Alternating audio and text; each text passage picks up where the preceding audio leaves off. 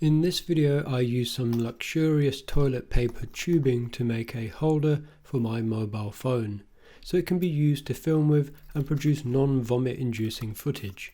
To make this essential piece of filming apparatus, you'll need a pair of scissors and to have collected 2 toilet paper tubes by whatever means necessary. I am using tubes which are 50mm in diameter and 104mm tall. I began by cutting 2 rectangles from one end of a single tube roughly 14mm by 35mm. This cutout will later cradle the phone horizontally for landscape filming. If you need to film in portraiture, try experimenting with different shape cutouts. On the opposite side of the same tube, I make 8 equidistant and parallel cuts roughly 30mm in. I push alternative tabs towards the center and place this onto the second tube, interlocking the sections. This will allow for a 2-level filming position. If you are rich with toilet paper, you could go higher, but the higher the phone, the further it will fall.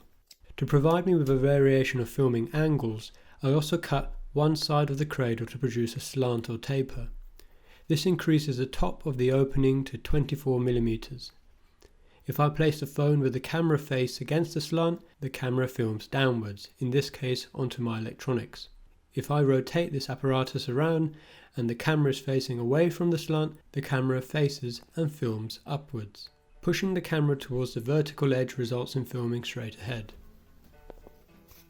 So that's a simple tool to help you film with your mobile phone, as well as my audition to become a Blue Peter presenter.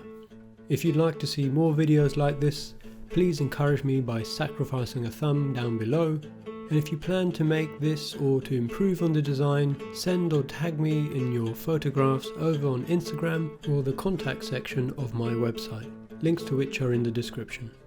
And that leaves me with the final thing to say, which is thanks again for watching and keep well.